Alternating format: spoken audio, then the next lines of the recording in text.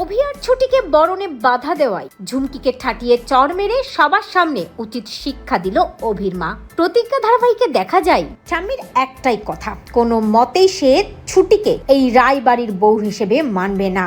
এই বিয়ে সে কিছুতেই মানবে না। তবে অভি তার স্ত্রীর সম্মান বজায় রাখে। ঠাম্মির সামনে এসে বলে, ঠাম্মি, আমি তো অগ্নির সাক্ষী করে 7 পাক ঘুরে ছুটিকে বিয়ে করেছি, তাই তুমি না মানলেও ছুটি আমার স্ত্রী। ঠাম্মি অভিকে বলে, কিন্তু দাদু ভাই, পরীর কি হবে? তুমি তো ছোটবেলায় পরীকে কথা দিয়েছিলে যে তুমি পরীকে বিয়ে করবে, সেটা ভুলে গেলে? অন্যদিকে ঝুমকি দাঁড়িয়ে দাঁড়িয়ে নাটক করতে থাকে, কান্নাকাটি করে মনে মনে এটা ভাবতে থাকে, ছুটি, তোকে আমি কিছুতেই সংসার করতে দেবো না। অপরদিকে অভি ঠাম্মিকে বলে, ঠাম্মি, এসব কথার এখন আর কোনো মানে নেই, তার কারণ আমি ছুটিকে বিয়ে করেছি। আর তাছাড়া আমি তো অনেকবার বলেছি ঠাম্মি, যাকে তোমরা পরী বলছো সে আমার পরী নয়।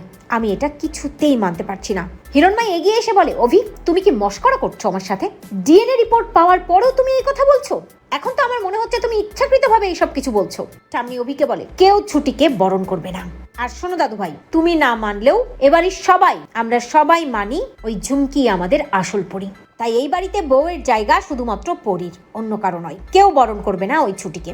অভি বেশ রেগে যায়, ঠাম্মিকে বলে, ঠিক আছে ঠাম্মি, বরণ করা লাগবে না। তুমি বরণ না করলেও ছুটি অভিমন্যু শঙ্কর রায়েরই স্ত্রী হয়ে থাকবে।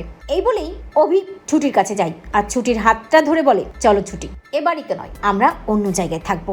এই বলেই যখনই অভি ছুটির হাত ধরে চলে যেতে যায়, তখনই অভির মা চিৎকার করে বলে, তারা অভি, তারা।